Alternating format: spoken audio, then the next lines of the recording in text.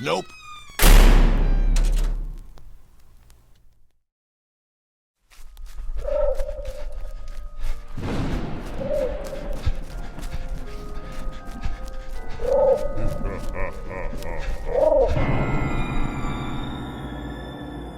Hello, dear listeners, and welcome to the Nope Too Creepy podcast. This episode features two stories of shadows, both literal and figurative. This first story recounts the experiences of a young college student who stumbles across an odd artifact. They quickly realize that this trinket possesses a dark power, but how strong is that power? Let's find out together. Written by Reddit user iknowthisischeesy. Here is My Shadow is Slowly Disappearing, and I Fear So Am I. All of us have heard or used the saying, a shadow of their former self, many times, but in my case, it's actually true. Because my shadow has slowly started to fade, like it doesn't want itself to be bound with me anymore. It all began 5 years ago when I started college. I was excited to move into the new phase of my life. Adulthood, here I come. College was going great. I absolutely loved the classes and had made not a ton, but a few really good friends. We were all having the time of our lives when, one dreaded night, things changed. I was out celebrating my friend's birthday. We got wasted and stayed up all night, partying hard, and then sometime in the morning, we passed out in our campus's garden. When we woke up the next morning, a blinding headache was not the only thing accompanying us. There was a small purple crystal. Not a little one, but the kind used for orb gazing. I looked around, confused, my head pounding like someone was hammering it continuously, and a taste so bad in my mouth, it was as if some type of wildlife had died there. But none of it shocked me. I have been drunk before after all, but this time I blacked out. I didn't remember anything after. I tried to remember, but I couldn't come up with the specific time, only the drink number. Drink number 5. There were flashes, but only searing pain accompanied me as I tried to remember anything past that 5th drink. Whoa, that was wild. My friend, let's call her T, said while rubbing her eyes. I don't feel so good. Another friend, let's call them U, said while getting up and proceeding to throw up in the shrubs nearby. I didn't feel good either, but something inside me was convinced it had nothing to do with the drinks and everything to do with that purple crystal ball. Groaning and grunting, everyone started making their ways to their dorms, but no one touched the orb. Whose is this? I asked. Whose is what? T replied. This purple crystal, I said, gesturing to where the orb was. T looked at me like I was losing my marbles. Are you still drunk? Go sleep it off. I stared at them, perplexed. How can they not see the big purple crystal that was just sitting there in front of them? Eventually, they all started leaving and waved us goodbye. A few minutes later, everyone was gone. Only I remained with the orb. At first, I wanted to leave, but there was something about it. It called to me. So I picked it up and took it with me to my dorm room. I placed the orb on the desk beside my bed and went to sleep. My dreams were filled with flashing lights and laughter, when suddenly there was nothing. Just darkness. It was as if I was in a dreamless sleep, but I wasn't. Darkness surrounded me, and nothing but utter silence echoed through my dream. Suddenly, a hum began to fill the silence, and a dim purple light shone at the edge of my subconsciousness. It was so enchanting that my feet started moving towards it. The hum grew louder. The light grew brighter. Soon, everything around me filled with blinding purple light, and the hums had grown so loud that I could feel the pulse coming from the light and going into me. The light called me, and I was like a slave to it. I obeyed. Be afraid for your shadow. A distorted, staticky voice filled my mind. I jerked awake, drenched in a cold sweat. It was just a dream, I tried to remind myself. Just a dream. I looked at my wristwatch and saw it was almost 2 in the afternoon. I turned and my gaze fell to the orb, which was now pitch black. I looked at it confused. It was definitely purple. I distinctly remember it being purple. Maybe it had an LED or something inside of it. I shrugged, then rolled over and went back to sleep. It wasn't until the next day, when I was going to my class, that I started noticing that something was off. My shadow, it looked pixelated. There was no other word for it. It looked pixelated. Not hazy, not distorted, not less in intensity. Just pixelated. How odd, I thought, but I shrugged it off because I was running late to class. That pixelated shadow became my new normal. I tried to point it out to my friends, who just looked at me like I had 2 heads. So I dropped the subject. It wasn't until 6 months later that I noticed that the edges of my pixelated shadow had gone hazy. And then the real problems started. In the beginning, it was the little things. How often people didn't hear me. But hey, that happens when you talk to people in big groups, right? I told myself I was just being paranoid and ignored it. I shouldn't have. A year later, my shadow had gone from pixelated to distorted, and the small things I overlooked started growing. People overlooked me. My friends often forgot about me when making plans. I started growing detached, thinking everyone hated me. Hate. Yes, that was the excuse I chose to give myself to ignore the real problem. It wasn't until my graduation that I finally realized that something big was happening. You see, my college had forgotten that I was a student there. It wasn't until I showed them every bit of proof I had that they gave me my degree. I started looking for some answers right then, but I found zip, zilch, zero. My friends started forgetting about me. They often claimed they didn't hear me, or they never got my calls. Deep down, I knew there was a certain power in play here, but on the other hand, my insecurities convinced me that I was just growing pathetic. My disappointment grew day by day, month by month, until the day my own mother forgot who I was.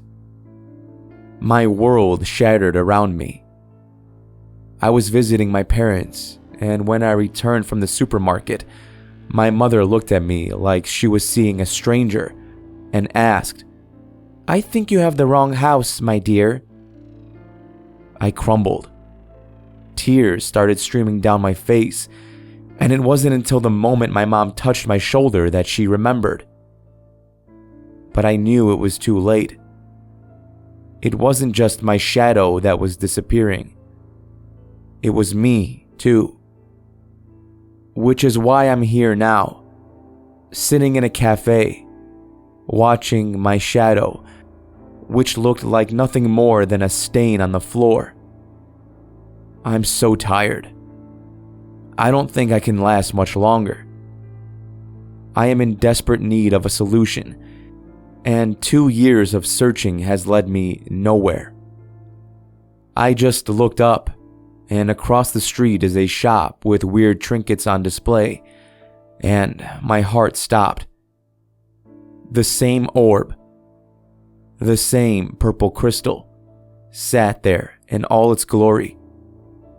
I look up and see the name, Voodoo and You. I get up, my heart in my throat, and a sense that I would finally find the solution I seek. This may be my final opportunity at saving my own life.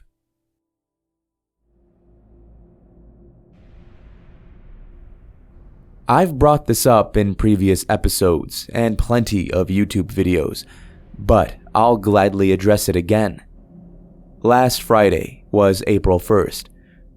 While a lot of people see the 1st as a day for jokes and pranks, I see it as a day of celebration. Being Assyrian, the 1st was our ethnic day of the new year, 6772 to be exact. And in the spirit of the new year, I am excited to present this next story. It doesn't translate well in audio form, but it features an ancient written language known as cuneiform, which was developed by ancient Mesopotamians. The story goes deeper into the ancient lore, but I can discuss that after you hear it. Wouldn't want to spoil too much, right? Without any further ado, written by author Riti Dwivedi, I proudly present It All Started After I Used an Instagram Hashtag. It all started with an Instagram post. I have a personal Instagram, which I keep private, but recently made a second Instagram account/page dedicated to a channel I run on YouTube. I make crime-related videos on the channel, and so I decided to create a public Instagram page for the same. Even though I generally only post content relevant to the channel's topic, I posted a picture of myself on the page around a week ago.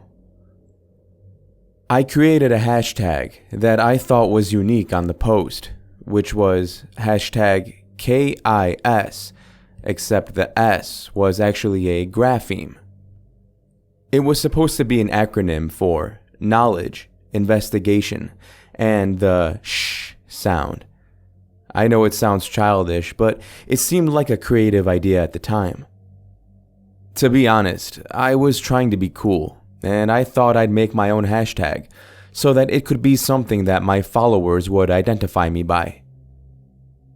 A day after I posted the picture, I was suddenly getting tagged in multiple posts and had a ton of DMs, as well as DM requests on both of my accounts. At first, I was super excited. Was my hashtag going viral? Did one of my posts or videos gain traction online? The happiness, however, was short-lived. I soon realized that the tags and DMs were weird and kind of creepy. A lot of them were incomprehensible. Others seemed to be in another language, and despite trying to Google the words and messages, I couldn't figure out which language it was.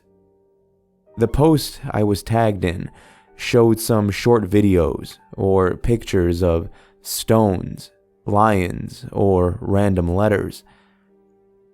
I couldn't understand most of them, but a lot of them had the same word or symbol in the messages as well as the post captions.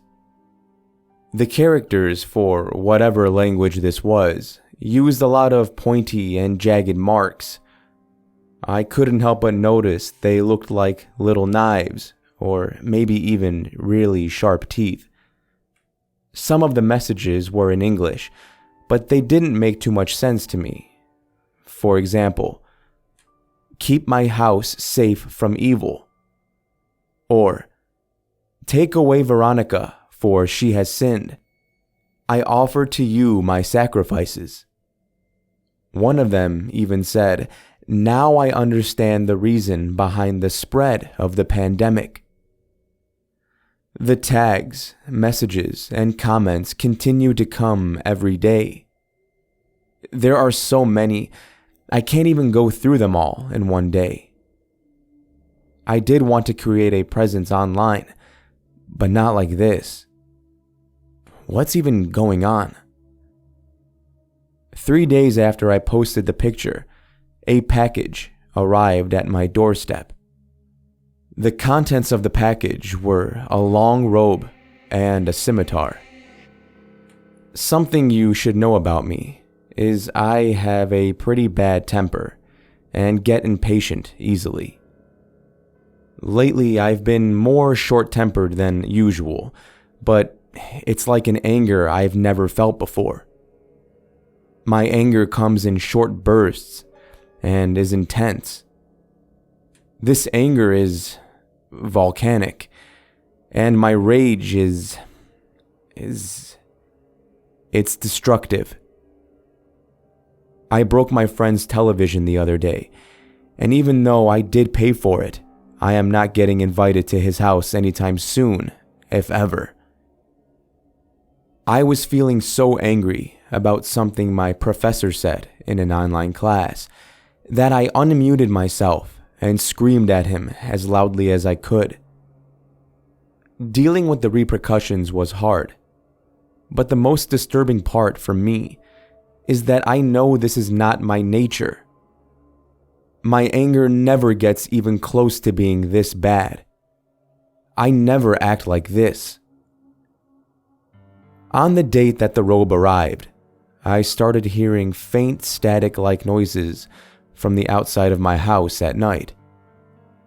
At first, I thought it was an insect of some kind. When the sound didn't stop the next night, I listened to the sound more carefully. It seemed like the neighbors had their television on high volume. That was exactly what the sound was like. Yesterday, the sound was louder. I woke up in the middle of the night to the same buzzing static sound. I opened my window slightly and looked outside. Beyond the fence, I saw tiny lights. It appeared as if someone had small lights in perfect lines. The lights were attractive and glowed soothingly.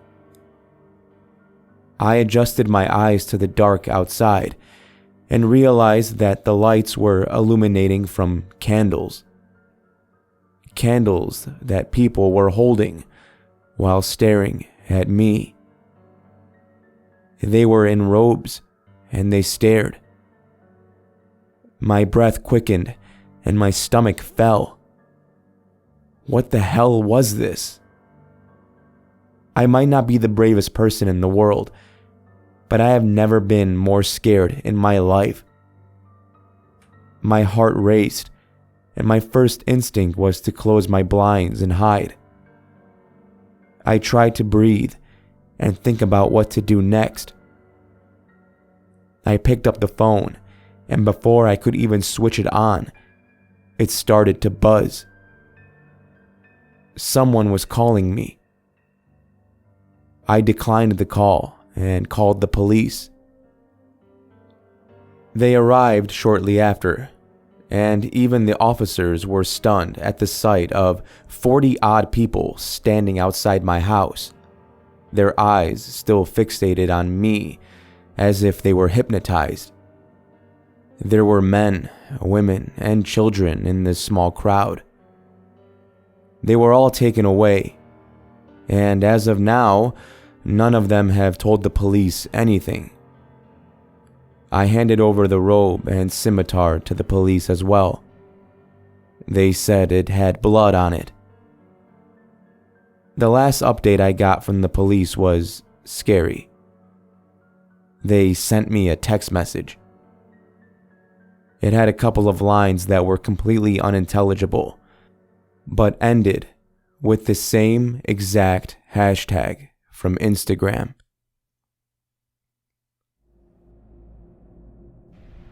Thank you for joining me in this episode of the Nope Too Creepy podcast.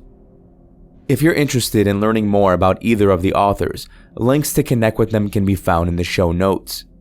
And to address the second story, the author told me that she was inspired to write it after reading about an ancient Assyrian mythological figure.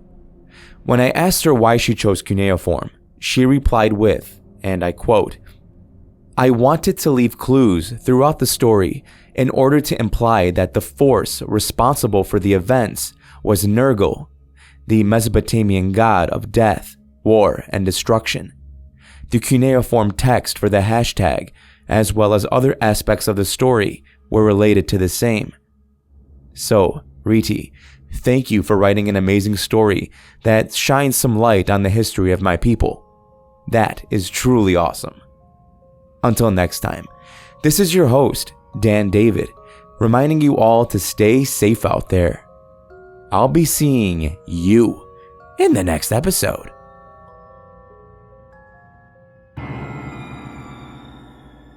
Nope.